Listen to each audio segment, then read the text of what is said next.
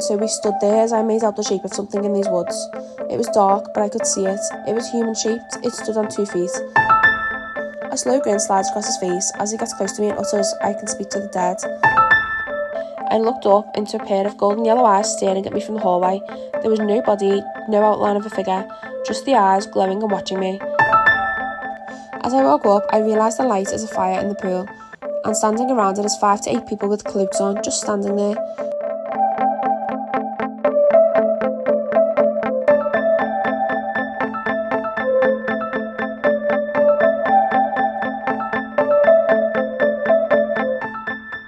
Hello and welcome to a new episode of Real Spooky Stories, place where I tell your real spooky stories.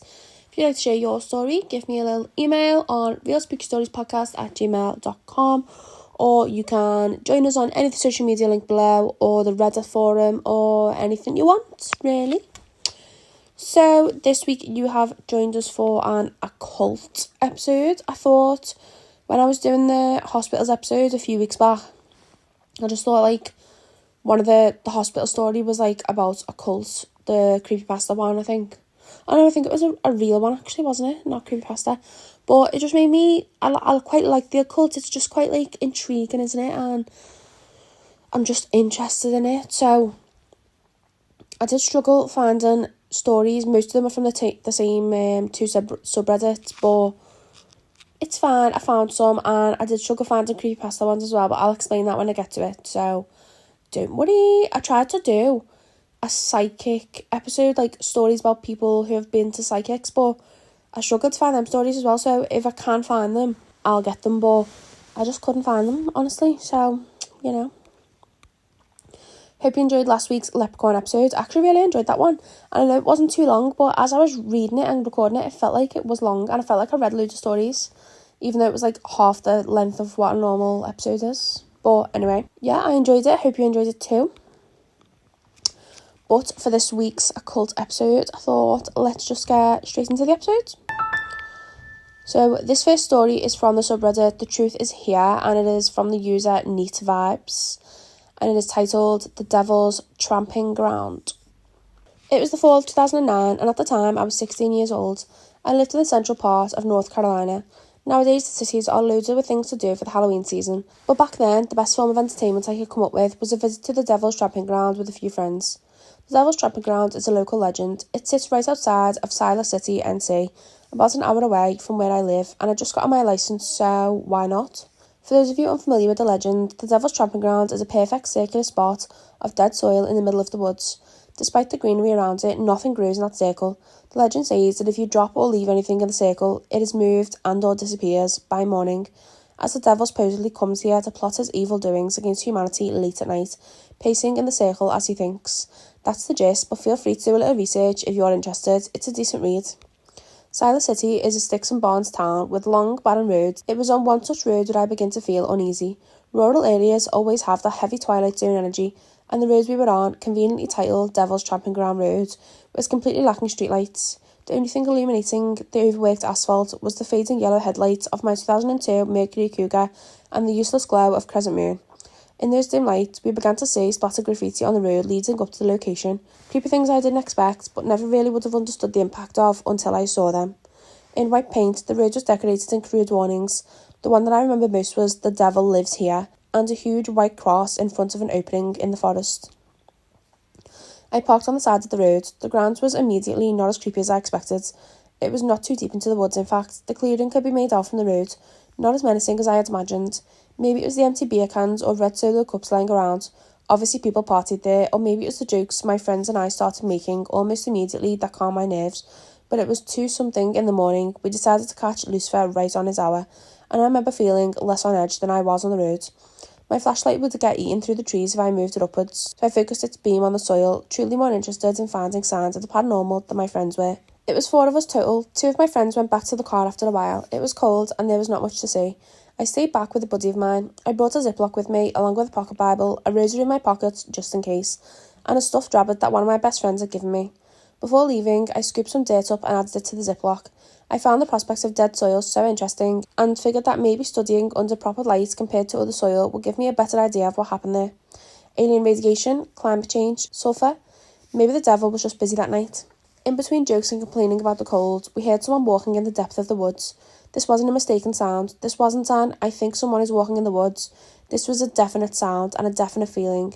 This was a deep behind the brush, between the trees, and these footsteps were heavy and unashamed of being heard. This was the first time I noticed no crickets were in these woods. There was no sound other than us and these steps, and it was even more unwilling to lift my little flashlight, which was tucked under my armpit and pointed towards my soil sample. My eyes didn't need adjusting, and so we stood there as I made out the shape of something in these woods. It was dark, but I could see it. It was tall, but not disgustingly tall. It was human-shaped. It stood on 2 feet. It would walk and stop, then walk and stop, towards us, I think. We were petrified. Neither my friend or I moved. I don't think we even breathed. I was so overcome with fear that I felt numb, but a little tremble ran through my entire body. We just stared. Later we would discuss how we both wondered if it had seen us, and talk about how we didn't want to move in case it hadn't. At this future time, we would also discuss the smell. It was an awful, putrid scent, burning feces and rotting eggs and rotten meat. I grew up Catholic, hence the Bible and rosary, so have always been told that smell means the devil is around. This didn't help my case then. Even typing this now, I'm slightly trembling. This thing stayed toying with us amongst the sticks of the forest. I say sticks because at this time, very little greenery was alive. I was certain at one point that it saw me. I had a sixth sense feeling I was being stared at right back, and suddenly I had a feeling of overwhelming, unbearable despair. I realised then that my friends had been clutching the back of my collar of my shirt.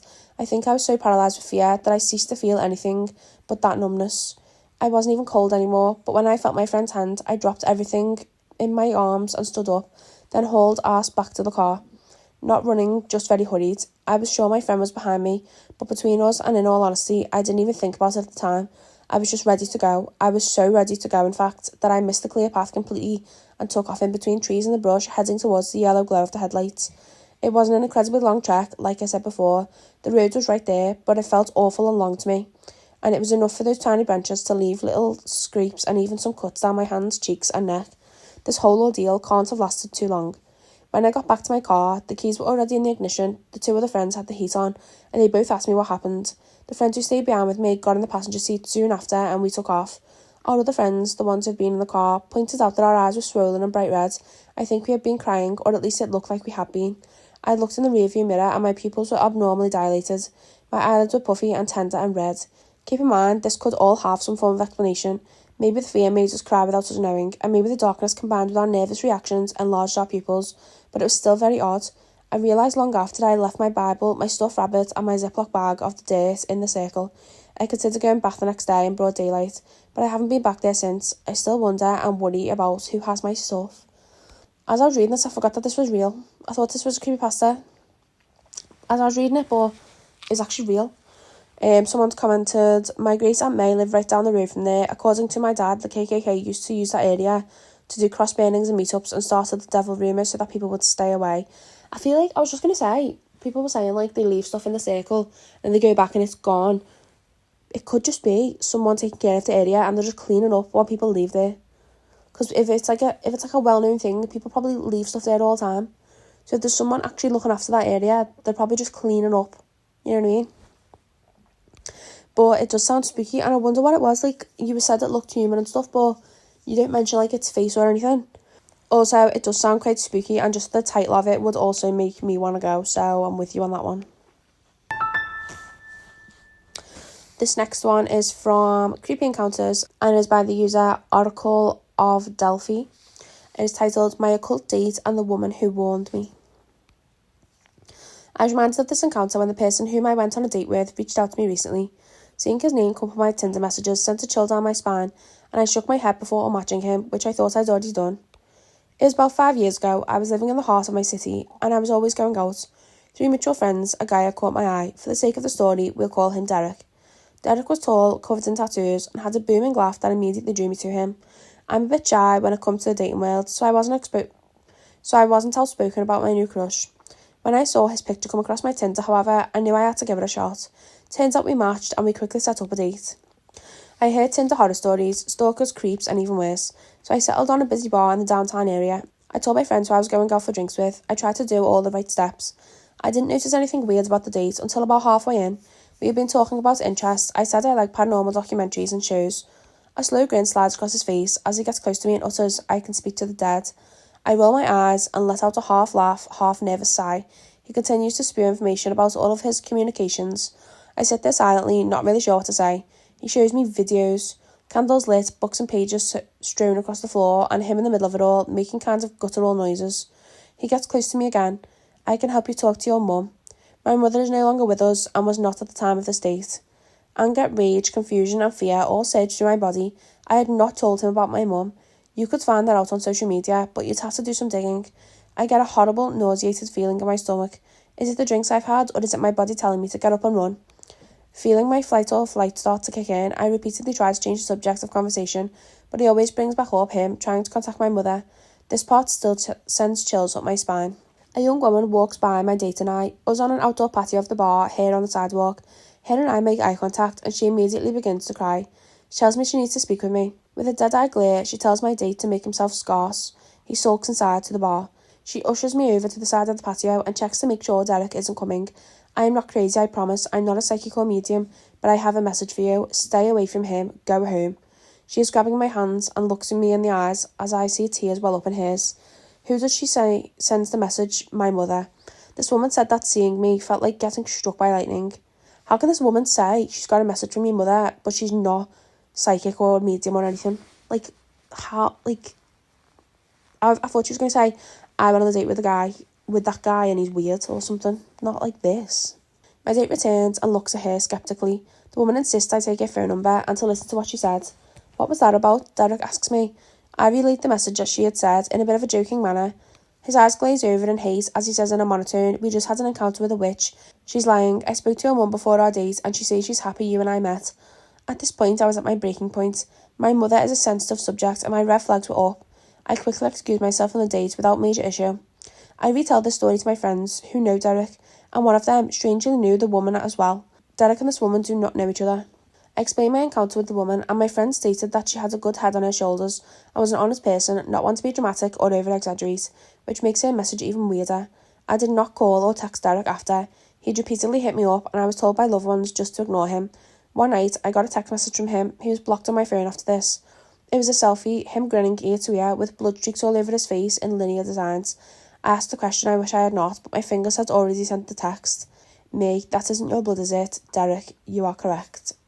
What a weird guy. Right, first of all, I thought when he was like, I can contact the dead, I was thinking, ooh, that's a bit cool, actually. And when he was showing videos of him with all the books and stuff, I was like, ooh, that's cool. Like, I'd be into that, I think. But then saying about the mum thing, I would obviously just be like, you've digged into my social media for that. Then, when the girl walked past and saw you and started to get tears in her eyes, she sent your date away and he just went away. Like, I would be like, excuse me, if you want to speak. Like, if she wanted to speak to you, she should have said, oh, can you come here? I said, no, send your date, go inside. You know what I mean? And he just went inside. I don't think a guy who could speak to the dead would be like, okay, I'll go inside, just by some random girl saying, you go inside. Do you know what I mean?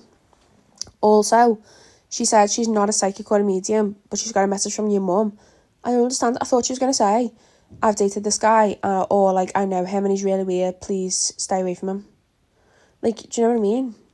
And how could your friend know Derek and the girl? I mean, I know you've got a number and stuff, but I don't know, it just feels weird. And also, whose blood was on his face? Also, that guy could have just been harmless and he did like to contact the dead or whatever, but don't bring up your mum on the first date, especially if you haven't brought it up. Like, if it got down the line and you had spoken to him about your mum, and then like he was saying, I contact the dead, and then you were like, oh, can you contact your mum? Which probably you wouldn't have said anyway, but if it got to that, then fine. But on a first date, when you haven't even brought that up, that's a sensitive subject. He sounds like he's got no empathy, which we all know what kind of people don't have empathy. So I'm glad you blocked him on Tinder. This next story is from the subreddit The Truth Is Here. It is by the user JDEdGirl. Ooh, same name. And it is titled Brush with the Occult. I'm not an expert by any means on the occult or the supernatural, Most of what I know about these things I've either read in boredom on a weird remote site on the internet or seen embellished to gory thrilling detail on TV shows and movies, but here is my story and it has left me doubting everything I thought I knew. I started dating a man not long ago who pretty much had me from the first date. We had so much in common it was easy to talk about anything or nothing, but not so much in common that it was stifling. The perfect guy, I fell quickly, too quickly, but you don't think about that while it's happening, or at least I didn't. About a month in, strange things started happening. He loved his beer and whiskey, and whenever the alcohol came out, the conversation turned dark. So dark. He hated the church I went to, and I didn't blame him. I was more and more disillusioned with it day by day. But drunk, his hatred turned to strange ranting, and then developed into hushed, almost reverent chatter about the occult and a man named Alistair Crowley, whose name I only vaguely recognised as a Christian, but didn't want to investigate. But I did. More as a way to understand the madness I was witnessing in this man I had fallen in love with than any real interest. There are some things you just don't mess with in my opinion. The occult is one of them. His drunken ranting continued every time he had a day off. It turned to him offering me power, telling me he could teach me, then, as if struck by something, starting at shaking himself and muttering that I was too pure. I asked him what he meant once, demanding to know what power he thought he had, frustrated with the insanity that my love life had become. He smiled, his eyes manic and wild, even if the smile itself seemed sad. I am a tough, stubborn woman. I've experienced no small amount of hardship and I don't scare easily, but I was scared now. I was in love with a man I feared was schizophrenic, and whenever I mentioned getting help, he'd just get angry with me instead of the church he hated so much. Our relationship progressed, and if anything, I loved him more desperately than I've ever loved anyone, even knowing how ill I suspected he was, even knowing how terribly unhealthy our relationship was becoming. Then one night, as I was watching TV, waiting for him to get home from work, I looked up into a pair of golden yellow eyes staring at me from the hallway. There was no body, no outline of a figure, just the eyes glowing and watching me. I didn't know what I was looking at first. I moved, thinking it must be the shine of something, but the eyes turned to keep in contact. I finally realised they were indeed eyes, and my own started to water with fear. I was shaking as I stood and shut the bedroom door. I didn't know what else I could do.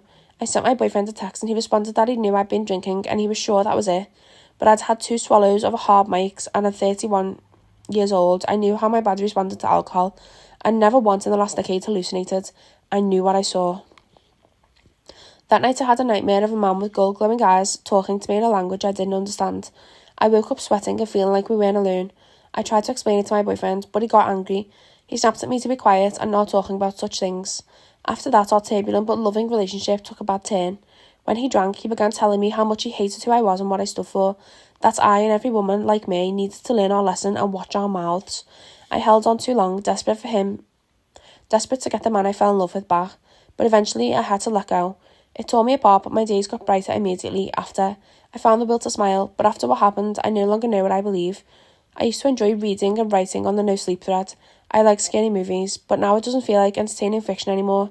It feels real, and I don't know if any of us are ever really safe.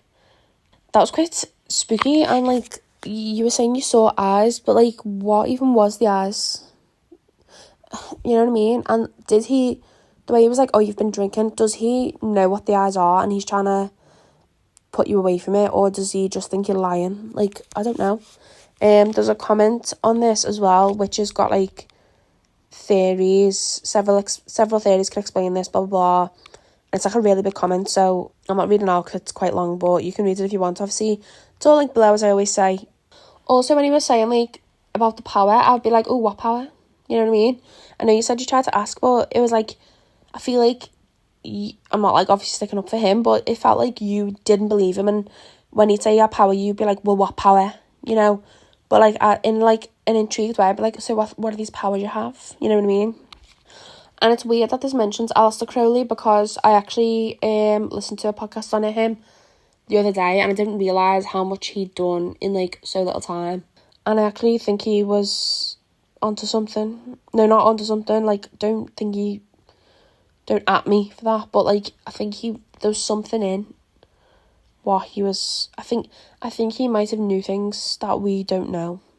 I wonder where he is now as well, by the way, like that guy, not Alistair, Alistair, just first name basis, not Alistair Crowley, like this Derek guy. Like, I wonder where he is now and what he's up to. Like, you just broke it off. I feel like it wasn't that easy, you know what I mean? I feel like he would have been a bit angry and stuff. This next story is from the subreddit Creepy Encounters. It is from the user Something Abnormal and it is titled, Did I Come Across an Occult Meeting?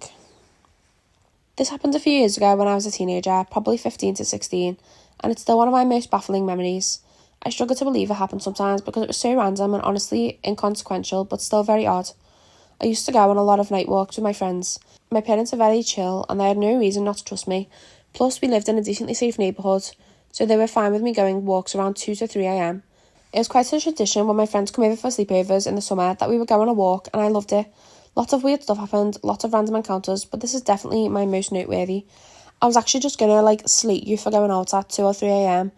in any neighbourhood, even if it's the safest neighbourhood in the world. I wouldn't want to do that, but it does sound fun. That sounds a bit spontaneous and fun. Just 2 a.m. a walk, no one else will be out. It's dark. It's you can do whatever you want. Love that, actually. Near my house, right next to my old elementary school, there's an auditorium, and tucked away in the back of the parking lot with a skate park. Small skate park, it had one of those pool things people do tricks in, which is the start of the story. This particular night, me and a few other friends decided our nightly walk would bring us to the skate park. We liked jumping around the equipment they had there and taking cool photos. We were walking up the skate park and I noticed a weird light coming from the middle of it. The parking lot was completely dark with no lights, so it stood out to us. My friends didn't like coming across people this late. Understandable, it's weird to see other people walking around at 3 a.m, so they didn't want to go closer. I decided to check it out. As I woke up, I realised the light is a fire in the pool, and standing around it is 5 to 8 people with cloaks on, just standing there. What really got me was how quiet they were.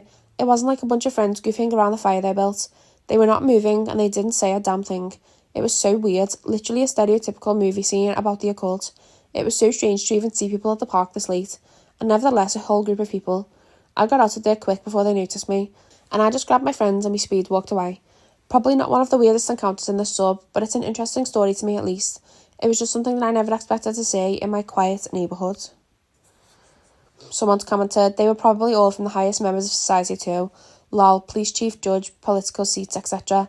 Lol, what a trip. Lol, you should have called the police. And what? Just to see how they handled it. That would have given you some clues, but I think going away like you did was definitely the right thing to do and the safest. Just to stay away and let them do their thing. Yeah, someone's put, well, cults like that really gather in parking lots though. Sounds like they want to be occultists, pretending to do occult stuff they saw in the movies. Yeah, I was just going to say, would they just go to a park like that? It's not even hidden. It's just a park. Anyone could go there. I know they wouldn't expect people to be there at 2 or 3 a.m, just like you didn't expect that, but also, I feel like they wouldn't be that obvious. If it was serious, they'd do it in a building or in a place where they know people wouldn't go, you know what I mean? Also, I want to know if they heard you. Did they actually hear you coming up to them and you were they didn't move and all that? Maybe they're just having a little moment of silence, but did they actually hear you? Because if they heard you and they still didn't react, that's weird. But then also, if they did hear you and they did react, what even might have happened to you? Somebody's could have been doing a ritual under the moon. 3 a.m. is also Devil's Hour or the Witch's Hour. It may have been black magic practices. I don't know of any white witches hanging around a fire at 3 a.m. Yeah, they could have just been doing some moon energy and they were just having a little moment of silence and stuff, you know. This next one is from Creepy Encounters as well. The user is called Maria Jane 833. It is titled Encounter with Pure Evil. This happened close to 14 years ago when I was pregnant with my first child. My husband and I had gone to a friend's house one night for a bonfire and hayride party. That sounds like a hoot. I'm there next time. There were a lot of people there and we knew quite a few, but some groups brought people we didn't know. This was during a time when goth was big in some social circles. It was mostly people obsessed with bands like Insane Clown Posse, ICP, and heavy metal screamo music, but there was another segment of this culture that was pretty heavily involved with the occult and Satan, etc. That night, there was a group of these types, and the majority gave off good vibes, except for one. When I walked into the house, he immediately focused on me. It was very unsettling. He would stare, but in a very, very intense way. I don't know if I can explain it. It was unnerving. The hayride was taking off soon, so I told my husband we should go on it. We had slipped out of the house, and I knew this guy was still in the house. I just wanted to get away from him. We loaded up on the wagon and got situated. Seconds before we took off, the guy suddenly jumps up on the wagon and squeezes in a spot directly across from me. The entire ride he stared, eyes boring into my soul, and honestly this might sound super odd, but I had this overwhelming sense he wanted to kill my baby. I can't explain it, I just felt the overpowering sense of evil. And how can you share this to someone else without sounding like you've lost your mind? So I didn't say anything to anyone. When we got back, I told my husband I didn't feel well and we should head out. With my large belly and all, he didn't question it and we left. Fast forward a few years later, we visited the church of that same friend that held a party, and who should be there but that guy. Except this time he had toned down his looks quite a bit and his body language was more relaxed. I immediately sensed he was a different person than I encountered years ago. My husband struck up a conversation with the guy for a while, but I decided to keep my distance. Afterwards, my husband told me how this guy had completely changed his life, how he had once been deep into satanic stuff and see evil spirits, and then he shared one thing that made my hair on the back of my neck stand up. Do you remember seeing him at the bonfire years ago? You won't believe it. He said he was at his lowest point at that time. He said he constantly heard voices telling him to kill people, and it was all he could do to not listen to them. Edit, adding an afterthought, the guy did pretty good for a while and lived in a family's home for a couple of years. They had a couple of boys and one daughter. Come to find out, he had been abusing the daughter and had ended up going to prison for a while. Last time I saw him was 1 year ago. I walked into a local hardware store and there he was greeting people. He was the store manager. He still makes my skin crawl. Sorry, how was he the store manager of our local hardware store if he went to prison for something like that?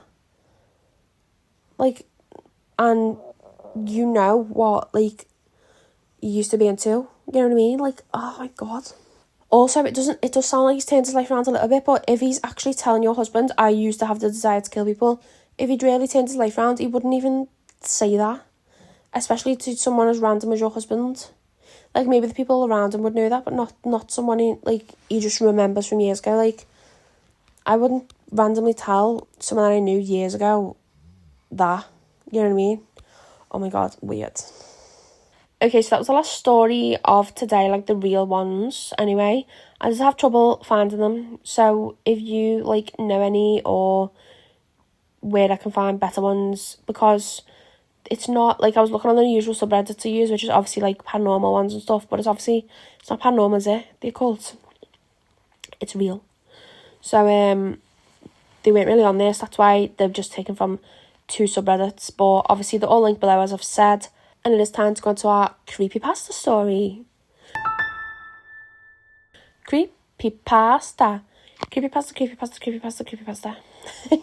So again, couldn't really find much occult stories on creepypasta. A few of them quite weird, but there was this one that I found, which I thought was a little bit related, which I've heard people talk about before, and I thought I would do it.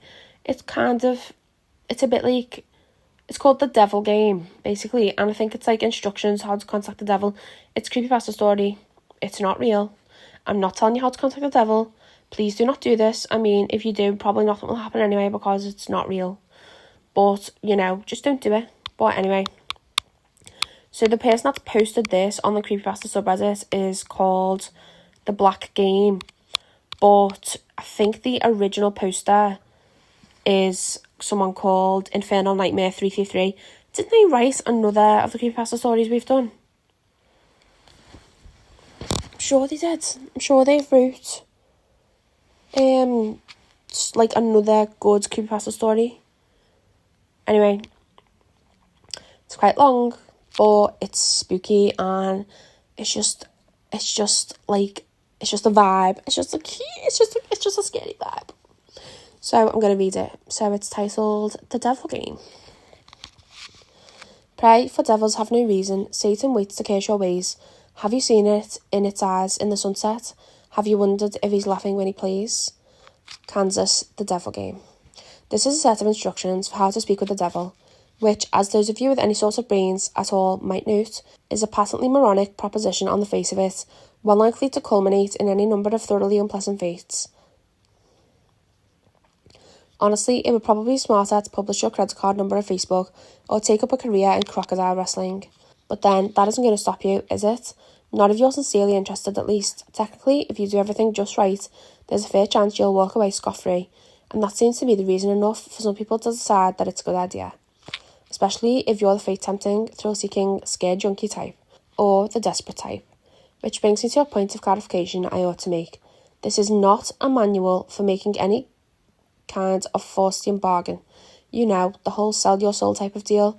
Although, if you happen to bring it up in conversation, he certainly wouldn't be one to refuse.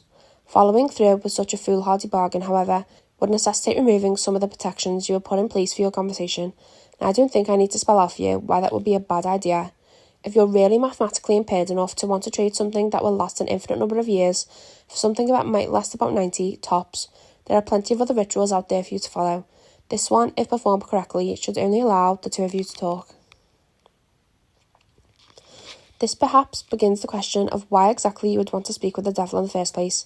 Maybe some of you just like the idea of making small talk with extremely dangerous occult entities, but for the sake of the human race, I hope most of you aren't quite that stupid. Short answer is, he knows things that some of you may have a deep vested interest in finding out. I mean, he's not omniscient or anything, much as he might like to pretend otherwise. He's not God, but he definitely got a supernatural advantage over the kind of knowledge any human would be able to obtain. For example, he probably wouldn't be able to predict when the next world war will happen, or tell you the cure for cancer, but he could very well be able to predict the winning numbers of tomorrow's 500 million Powerball drawing, or tell you what deadly, undiagnosed condition might be affecting one of your loved ones. Of course, the Prince of Darkness doesn't just go around giving out winning lottery numbers to anybody who asks, and trusting any sort of information obtained from being commonly described as the father of all lies is liable to land you in a worse situation than you were in when you started. However, if you're really dead set on finding something out and you've exhausted all other options, there is a way to try and get accurate information out of the guy. You see, like so many of the more urban villains in our popular culture, the devil has a bit of a penchant for games and gambling. Of course, the reason he likes them so much is that he almost always wins. Unless you happen to be a fiddler named Johnny or are being represented by Daniel Webster, you're probably going to get your ass handed to you. But if you're determined enough to want to face the risks and long odds, there's a certain game that the two of you could play to try and win the information you need. First things first though, we'll start off with a description of the summoning process, then get into the rules of the game, some tips on how to play, and finally, of course, the inevitable litany of arcane shit that might go horribly wrong. In order to contact your conversational partner, you'll need to go to a church at midnight. It doesn't matter what kind of church, large or small, old or new, liberal or conservative, just as long as you're sure it'll be empty. The last thing you want is for some preacher to walk in on you while you're in the middle of this for the sake of the preacher's well-being as much as your own. The process will probably work best if you try it on a new moon, or a full moon, or Friday the 13th, or Halloween. The actual day is less important than the psychological effect it has on you. As long as you don't try it on Christmas Eve or something stupid like that, you should be fine. The time is important though.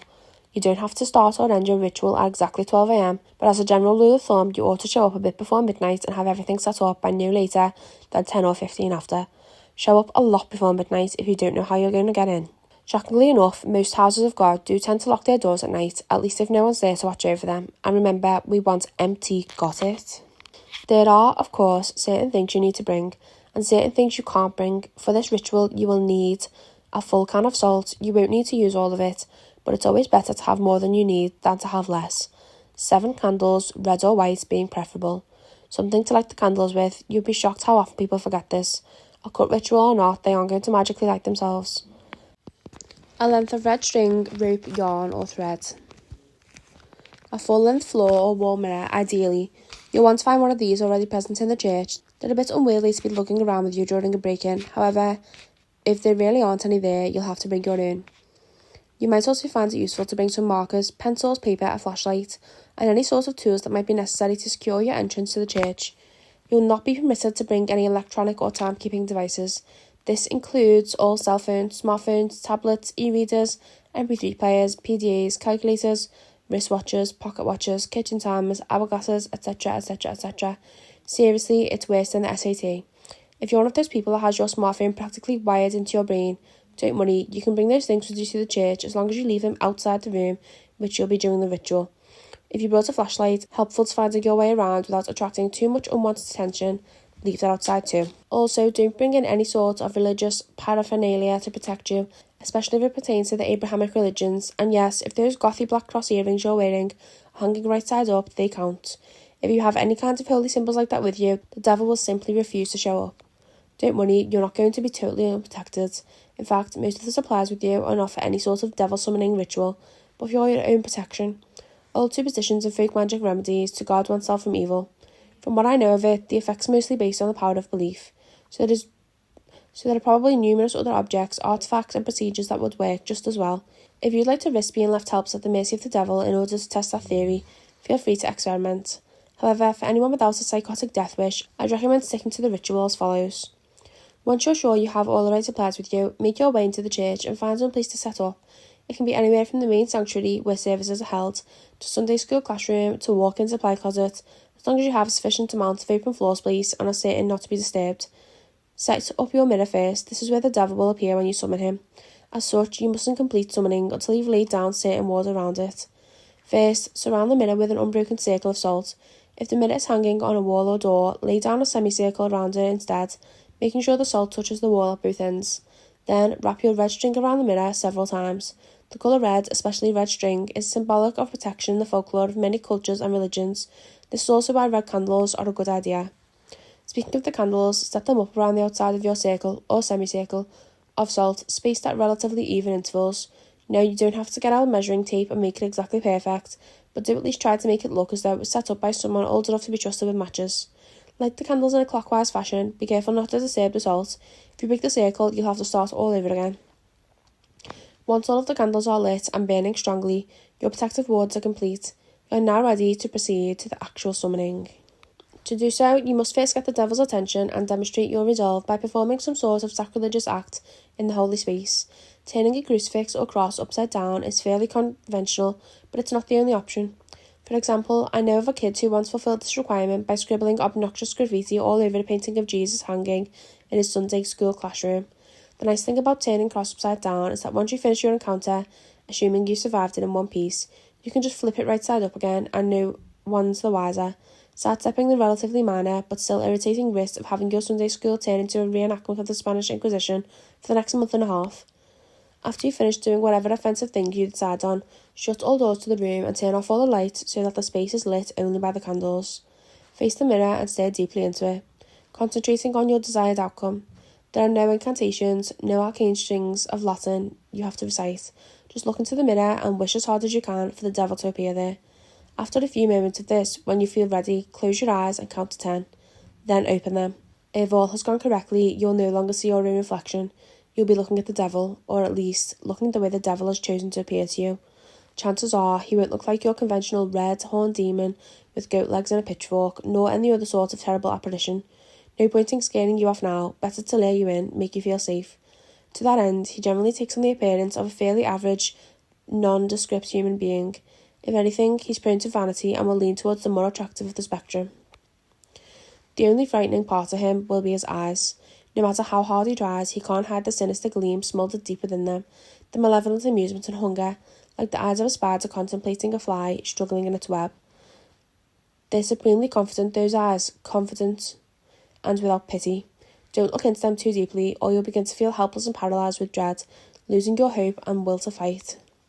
Since you're probably just standing there staring at him in shock for a few moments, having on some level expected for the ritual to fail, he'll initiate the conversation by asking you what it is you desire from him. If you can gather your wits enough to string together a coherent sentence, you should respond with something like, "I wish to challenge you in a game of question and response." Even if you don't get the words exactly right, he'll know what you mean, and he'll accept your request with a wide, predatory grin of anticipation. He's been playing this game for a long time, you see, and he's very good at it. Most humans, on the other hand, are very bad at it. This gives him a chance to, at the very least, thoroughly mess with your mind, and at most, well, we'll save that for the litany of shit that could go wrong. You'll have to play very smart to avoid justifying his expectations. The general route to the game are very simple, with a few things that can make things more complicated. He'll begin by asking you a question. He always initiates the game. It can be anything from a piece of obscure trivia to a riddle to an extremely personal inquiry. Don't worry, you won't be immediately plunged into hell if you get the wrong answer or anything like that. As a matter of fact, he won't even tell you whether you got the answer right or wrong. After you've answered his question, you get to ask him one in return. Now, here's where the consequences of your response comes in. If you answered the last question correctly, he will respond to your question as honestly and accurately as he is able. However, if you answered incorrectly, he is free to lie to you as he sees fit. Perhaps if you've asked him something you're better off not knowing, he'll tell you the truth about it anyway. More likely, he'll feed you the most insidious, damaging lie he can come up with. Either way, after he's responded, he'll ask you another question, and the process will repeat over and over again until you decide to call it quits. Now, you may be sitting there thinking that it sounds fairly easy to get the information you need, All you have to do is wait for a question you can answer correctly, then take the opportunity to ask him what you really want to know, ignoring everything else he said. Well, it's not that simple. The devil will never give you an easy question, one that you can be completely sure of the answer to. He may instead give you questions that you have some vague knowledge of, that you think maybe you know the answer to, but aren't really confident, thus forcing you to endlessly second-guess yourself, obsessing over whether or not you can trust the information that he gave you next.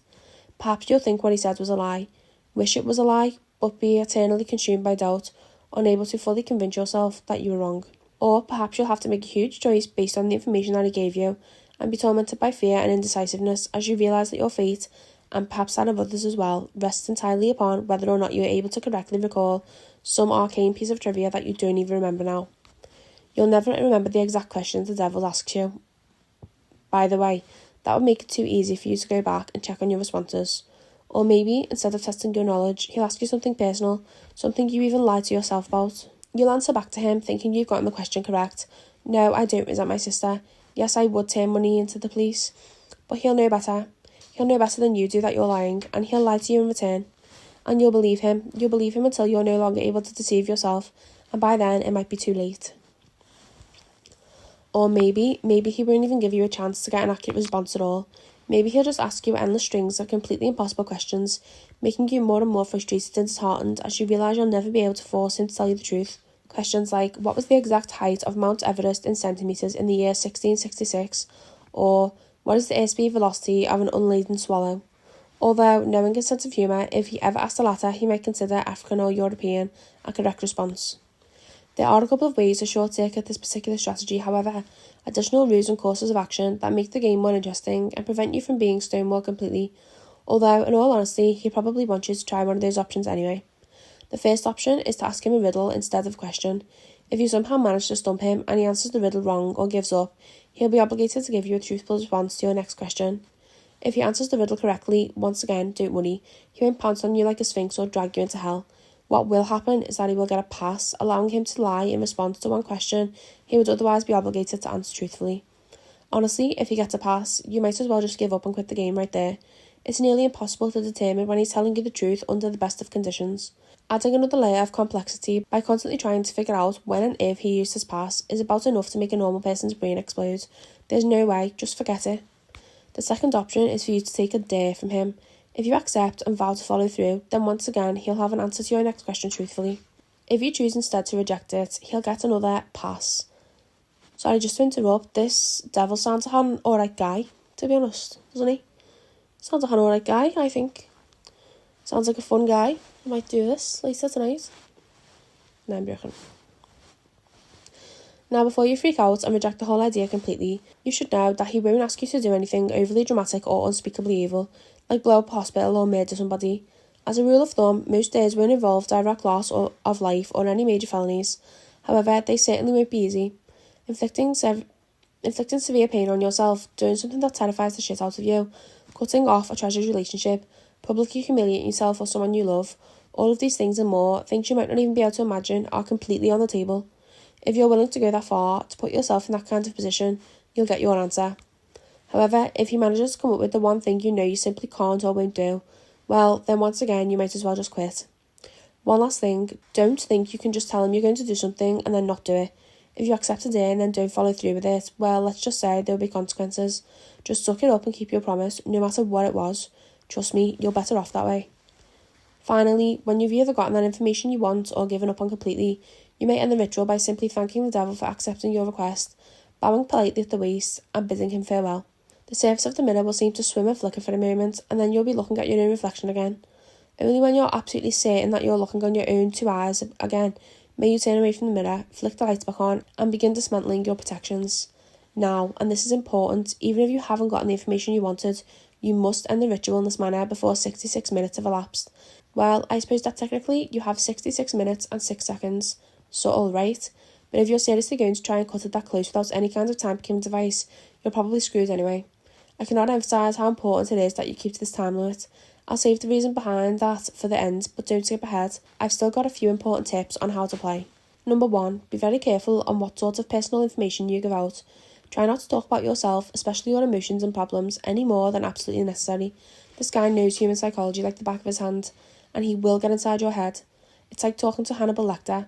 Give him enough to work with, and even if you don't believe a single word he says, he will still find ways to mess your mind like nobody's business. If anything he asks makes you even remotely uncomfortable, do not hesitate to lie through your teeth.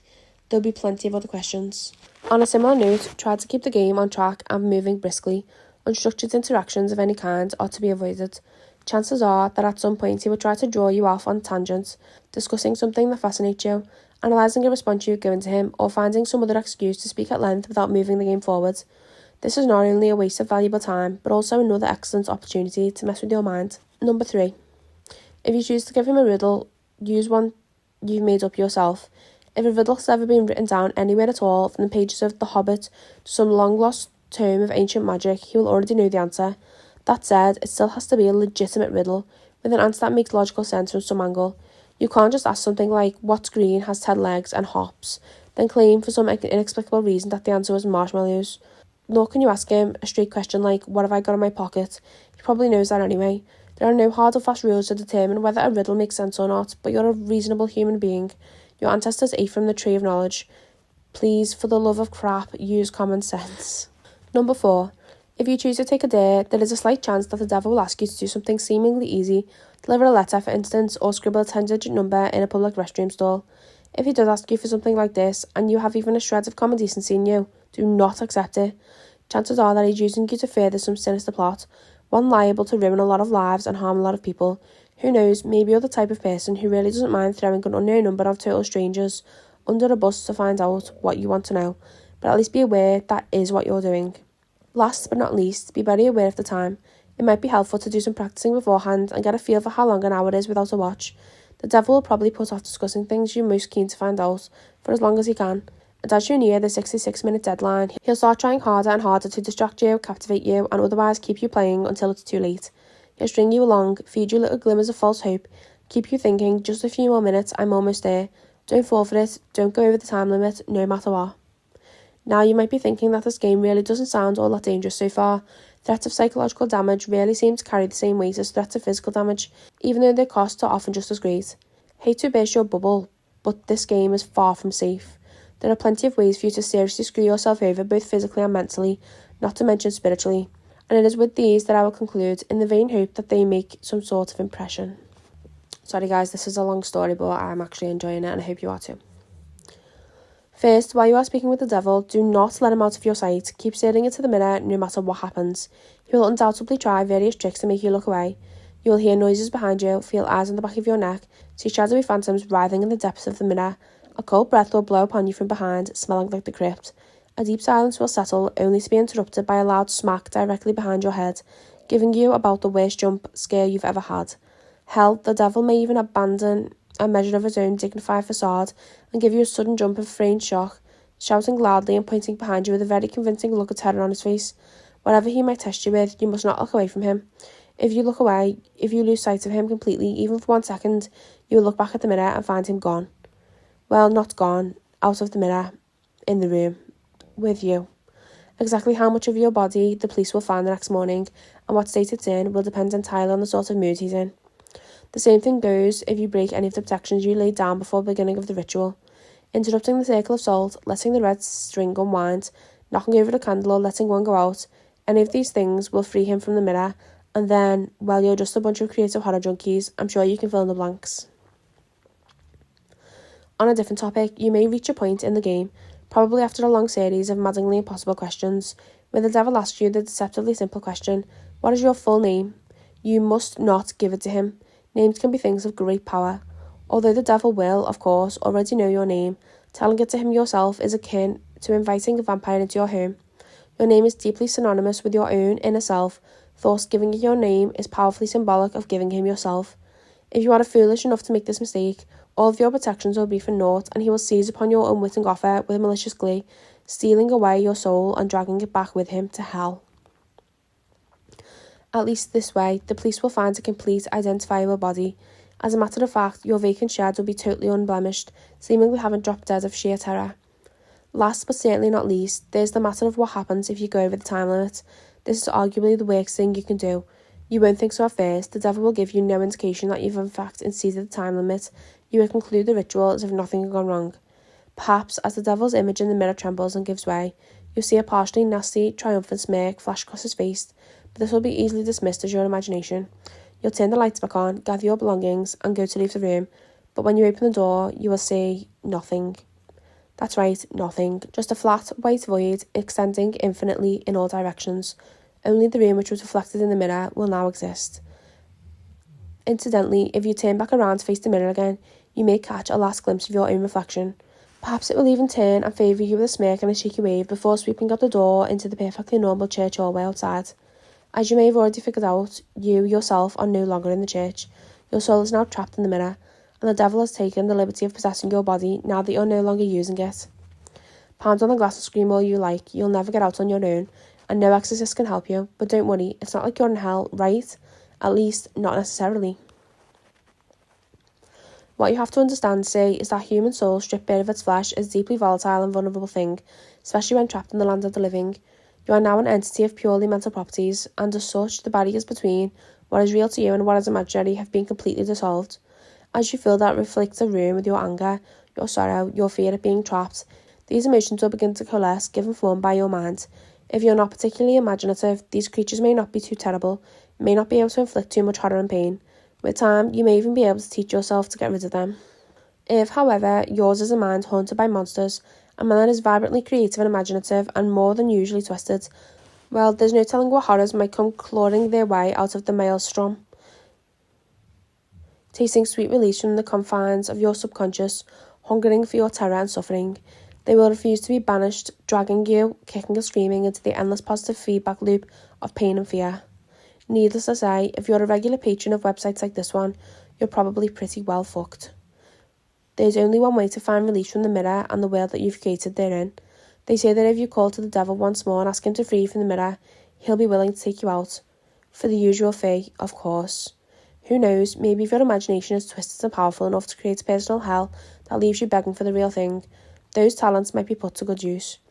There are over 7 billion people in the world, after all. Even the devil himself can't be messing with all of their minds at once. Talented help is always appreciated. Of course, the corollary to you being trapped inside the mirror is that the devil now gets to do whatever he wants in your body until sunrise. At around that time, your body will mercifully drop dead at the strain of the possession. Autopsy will probably identify the cause as some kinds of coronary event. Don't get too relieved though. He's perfectly capable of stirring up plenty of trouble in those few hours. For instance, he may decide to do something big and dramatic, like purchase a large meat cleaver and go on a murder spree, starting with the names in your address book and working his way out to complete strangers if he has time. Or perhaps he'll focus on only one person, someone who trusts you completely, using your persona to get him or her alone and vulnerable. And then, well, no need to describe it here. Once again, I'm sure you can think of a few things. Starting to see why I called it the worst outcome yet? Of course, there's also the chance he won't lay a finger on any of your loved ones, instead deciding to do something a little more subtle, more insidious, like drop off a few nondescript, unmarked packages on certain doorsteps in the dangerous part of town, or locate a particular dusty, age-yellow text in the storeroom of your local library and intentionally misfile it in the young adult literature section, or whisper 7 very choice words into the ear of the distracted-looking young redhead waiting for the 3 a.m. subway train. Or maybe he'll decide that, in this age of waning superstition, not enough people are getting interested in his games, and the knowledge of them is in danger of being lost. Maybe he'll decide he needs to get the word out a bit more, do a bit of networking, attract some new suckers, challenges. Maybe he'll take a quick peek at your browser history, see where the impressionable, curious minds are hanging out these days. Maybe he'll even write a quick tutorial in a modern parlance rather than some indestructible, obsolete demonological text posted on the internet and see how many bites he gets. Haha, maybe I really shouldn't have gone there, but if you've made it this far without shying, a little twist at the end isn't going to put you off, is it, dear reader? I'm sure there are plenty of intrepid adventurers among you with burning questions you'd like answered, and you're all a smart bunch. You know the pitfalls, you know the conventions, you live and breathe this sort of thing, do you not? There's no way you'd fall into any of the obvious traps, right? You're not some Dick or Jane off the street. After all, you'd be bringing a whole new level of competition. You would. Oh, excuse me just a moment, I think I hear someone calling for me. What? You want out that badly already? Must be one hell of an imagination you've got on you. Perfect. That is the end. I like that. I know it was long, I'm sorry, and I didn't realise it was that long before I started reading it, but I did enjoy it, and I've heard loads of people say that one's good, and it was like so detailed, and like I'm guessing by the end the devil wrote this, and it's like now that we've all heard it, we're interested in the games, and they've wrote it by this person's name, and I liked it. It's like a little twist at the end, like the devil actually wrote this and like he's intriguing you, and it worked because I said earlier on, didn't I, oh, I want to try this, I might do it tonight. I mean, that was before I knew what all the things that could happen if I looked away. I mean, I would literally look away, like if I heard like a little noise next to me, I'd just look away straight away, and then he's gonna kill me, isn't he? So I wouldn't be able to just, because how do you concentrate on looking at his face in the mirror and asking questions and not looking away and not hearing things behind you? Like, I wouldn't be able to do it. But if you want to try, give it a try. No, I'm joking, please don't. Well, everybody, I hope you enjoyed that occult episode. I know that last little creepypasta story wasn't really occult related. It was like more devil, contacting the devil related, but I enjoyed it anyway. I thought it was a good story. I hope you all enjoyed listening to this episode, and if you did like it, give a little like, comment, subscribe, whatever you want below. It is much appreciated, and it helps with the little algorithm and gets more people listening to the podcast as well. Again, as I said earlier, if there's any specific topics or like kind of vibe you want me to go with for an episode and find stories on and real people's stories, just let me know. Like, send me a little message, send it on the Reddit, put it in the comments below. Let me know, because I want to do ones that you want to hear rather than me just trying to think of them and no one even might care about them. But thanks so much for listening, and I will see you next Sunday at 12 p.m. as usual. Thank you and goodbye.